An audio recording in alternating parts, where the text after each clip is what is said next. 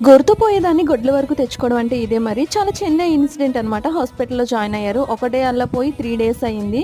Bill చూస్తే తడిచి మోపుడయింది. లాస్ట్‌కి ఎలాగోకలాగా తగ్గించి కట్టి ఇంటికైతే బయట పడ్డాము వచ్చేసి.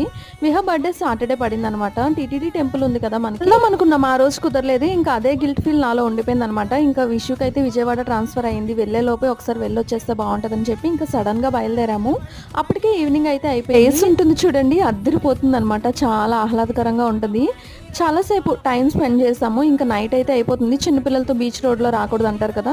సో, అందుకోసమని కొంచెం లైటింగ్ ఉంటుండగానే రిటర్న్ అయితే అయిపోయాము.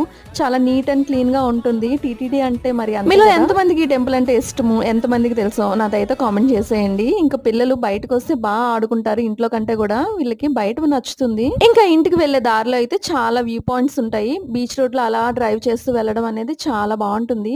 ఇంకంతే వీడియో. బాయ్.